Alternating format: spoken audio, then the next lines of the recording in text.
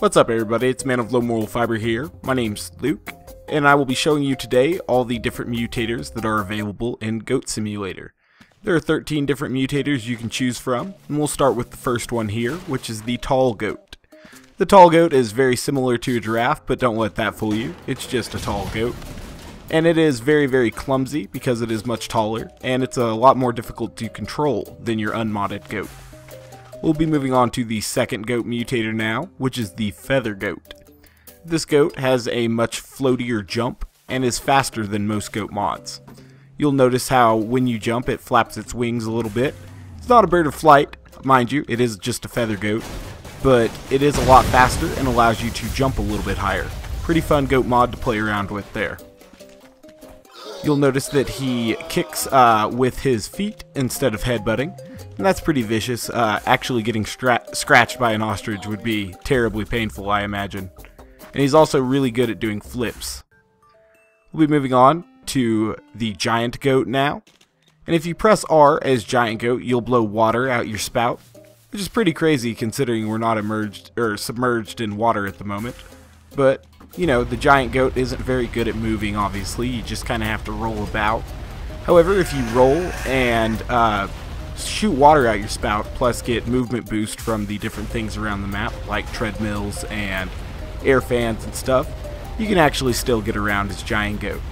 Giant goat's pretty damn funny, to be honest with you. Obviously, it's just a whale. You will glitch out, though, quite a bit if you get giant goat in some precarious situations like this. I wonder if he's playing Flappy Whale or Flappy Giant Goat down there. We're actually not in the Coffee Stain Studios house. I'm not even sure you can go in that house, to be honest with you. That's kind of weird. Anywho, we're now going to move on to Space Goat. This is the goat you unlock for getting all 30 trophies. And I wanted to try and take Space Goat to space to see if he had, you know, any different capabilities in space. So what I was going to do was go ahead and jump down into the little change your size fan over here in the field, kind of near the combine. I was going to make myself smaller, that way I'd be able to go ahead and lick the beacon or the bacon beacon in order to go into space. So we'll see how that works out. In the meantime though, as I'm working on this, I wanted to go ahead and tell you guys about an upcoming patch for Goat Simulator. This should be coming in about a month. They said it should come sometime in mid-May is what I heard, or last heard anyway, where they are going to add another playable map. I'm hoping it's going to be the city over there that you can see on the right side of the map, I guess.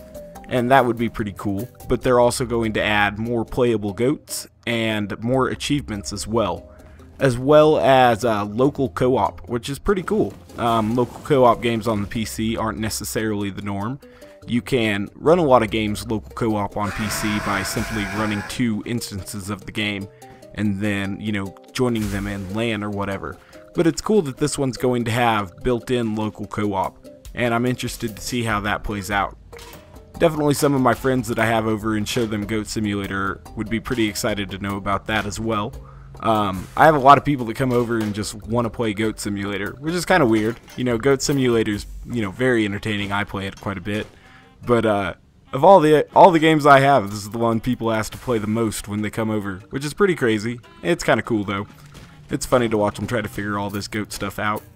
Now that I've got the beacon, I'm going to go ragdoll mode on the treadmill. That way I can get out of the garage. Even though I've changed my size a little, the space goat is still a little bit too tall to get into that garage. And so you have to ragdoll in and out of the garage door there. Now I'm going to take this beacon over to the crop circle so that I can then ascend into space once the UFO comes. I've made a video showing how to do this, but this should actually show you how to do it as well. You know, it's a pretty simple process, really.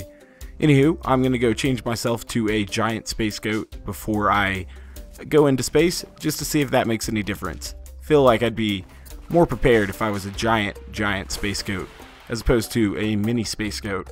Don't ever go to space unprepared, you know, that'd just be a poor decision.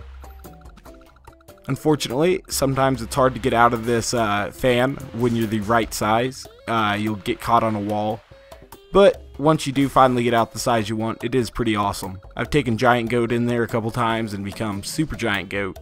And I was able to just kind of roll across the map and stuff. It was pretty funny. So we're taking Space Goat into space now. Unfortunately, still when you get to space there isn't anything to do. It'd be cool if you could kind of go around and blow up these asteroids, maybe with the baseball pitching machine, but unfortunately that is not the case. So I'll just spin around, do some ragdoll stuff in space right quick. It would be really neat though if you could attach the jetpack and the baseball machine and just kind of fly around and blow all these up until you died, and at which point you get sent back down to Earth. That'd be pretty cool. As it stands now though, you just have to respawn to get back down onto the playable surface. The next goat mod we're going to check out is the Devil Goat.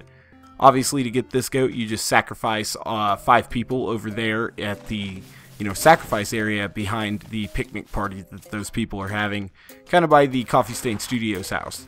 This goat mod allows you to collect things in front of you by pressing R, and he'll ball them up and beat them around a little bit. And you can headbutt that ball and or lick it and fly out into oblivion, kind of like that. And the Devil Goat's pretty fun to play because of that.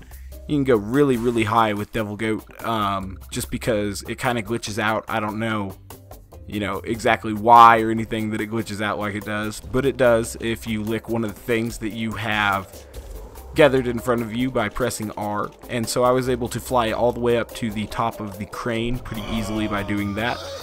And then I licked this guy that was up at the top of the crane, not until I fell all the way to the ground, mind you, but then I was able to ascend much, much further into the air. Like I said, there's that city area over there on that side of the map, and so I hope next month that is what the patch will allow us to play. It seems like the more 3D vertical space there would be very, very entertaining to jump off of and stuff with other goats. I've reached the outside wall of the current playable map now, and I'm just kind of sliding down it, and I thought that was kind of funny as Satan Goat right now, or Devil Goat rather. And when you get too far off the map because of an explosion or, drifting, whatever, it will just kind of slide you back towards the center, which is kind of cool, and it's a good way to get around the problem of having people leave the playable area. Now we're going to look at Angel Goat. This is one of my favorite goat mods because it allows you to kind of float when you jump, and you're able to jump a little bit higher as well. To float in the air, you just press R. As with most of these special abilities, you just press R to activate them. This is unlocked by not dealing any damage or knocking any NPC over for the first 6 minutes that you start a new game. And that will allow you to become Angel Goat by getting the Do No Harm achievement. And the Angel Goat is really, really useful for accessing some of the goat trophies, some of which are, pretty difficult to get because the Angel Goat is much floatier. You can do a lot of front flips and other tricks in the air, which is pretty cool. And if you headbutt something that will explode, you will fly a much further distance because you are a much floatier goat, which is pretty cool. I do enjoy that a lot of the goat mods allow for better travel. Speaking of better travel, we're now going to look at the Jetpack Goat. As you would expect, it's basically just a jetpack strapped to the goat. Press R to activate the thrusters on the jetpack. When you start a custom game with the Jetpack Goat though, the jetpack that is just over there in the constructing, or the building under construction rather. Man, I'm having a hard time talking today, guys. I do apologize for that. Try to quit getting so tongue-tied, excuse me. Anywho, we're now going to try to climb up this construction a little bit because the jetpack is on the second to top floor. I guess that's the top floor because the top floor here is kind of the roof. Looks like it's still under construction though, so it might not end up as the top floor. Unfortunately though, I'm having a very difficult time getting to the roof of this building because, the jetpack is very difficult to control. If we go get this second jetpack though, we will have twice the thrusting power, which actually makes it a little bit easier to control in some ways. Ooh, finally made it up to the top of this construction here. We're going to now grab the second jetpack, attach it like so, and now we'll be flying off into the distance. This makes it a lot easier to actually use the jetpack because the ordinary, single jetpack is a little underpowered for actually flying the goat, and you'll end up spending most of your time on the ground. However, with the double jetpack, you're able to fly pretty much anywhere so long as you can aim yourself. Aiming yourself is very difficult though because a goat's not the most aerodynamic thing in the world apparently. Luckily though, with the 2 jetpacks, you'll be able to fly pretty far. Now we're going to look at Goat Queen, which is the one you unlock by climbing to the top of Goat Tower. Obviously, her power is summoning goat peasants by pressing the R button. If you go into a group of people, you're able to press the R button and summon goats to fall down upon them, which is kind of cool. These falling goats will also blow things up, such as cars or, gas tanks or whatever can blow up. And they are pretty cool, just for killing all, or trying to kill all these people. If you drop a bunch of goats into the game though, they will eventually slow your game down and cause you like massive frame rate loss and eventually even crash your game. That's how I was able to get the achievement for crashing the game, which is pretty funny. Don't press R too much though, especially if you have a lower end computer. Now we're going to look at Robot Goat. This is the goat you unlock, or Ripped Goat, excuse me, I couldn't read the small video preview there. This is Ripped Goat. This is the goat you unlock for beating up the other goats in the goat fighting ring. I think, much like the Jetpack Goat, you're able to unlock double Ripped Goat actually by completing the fighting ring in a custom game that you start as Ripped Goat. I'll go over and do that now. Obviously, as Ripped Goat, you just headbutt things a lot further. That's the main advantage of Ripped Goat, and it's pretty cool. He's a lot buffer, apparently, so he'll be able to headbutt things a lot further. Should make completing this goat fighting ring a lot easier than when you attempt it as normal goat. So I'll go ahead and try to headbutt all these goats out. These goats are actually pretty tough sometimes. They're hard to headbutt completely out of the way. What I do sometimes is lick them and then try to drag them out of the ring that way. If they fall and go ragdoll mode though, they're pretty difficult to get out of the ring sometimes. Fortunately, if you get knocked out of the ring, you don't lose the fight or have to start over or anything. Just go ahead and go back in there and get another goat. If you lick the goat, you're easily able to drag them out of the ring like that. So round 4 will be the goat that you look like, and I think if you're able to knock him out of the ring and get the "You Are Such a Badass" achievement as Ripped Goat, you'll be double Ripped Goat and you'll be able to headbutt things really far. So that's pretty cool there. He went a lot higher than normal, even as a regular Ripped Goat. And they go really far when you headbutt them. Lighter objects will fly even further, obviously. And if you headbutt a car or explosive or whatever, you'll fly very high because of that. Which is cool, because you have so much headbutt force it sends you off in the opposite direction pretty far. That's pretty cool. I liked Ripped Goat. He's one of my favorite goat mods. Try to land on the low gravity testing facility here, but it didn't work out very well. Go ahead and move on to the next goat mod now, which is the Robot Goat. This is the one I thought we were doing last time. This is the one you unlock by completing the "Are You Trying to Bring On Sanctum 3" achievement, or something along those lines.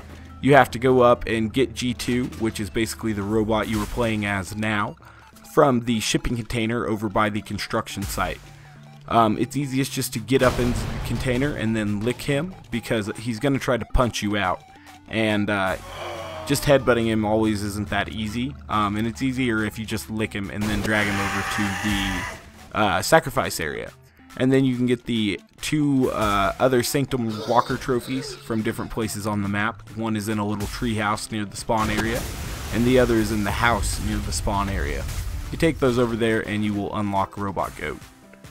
Robot Goat's kind of weird. He doesn't have too many movement advantages. That's one of the reasons I don't really like Robot Goat. This is now the Blue Streak Goat mod, and this is kind of an allusion to Sonic, because you're able to press R and start spinning like this, and then you can go forward and run a little bit faster.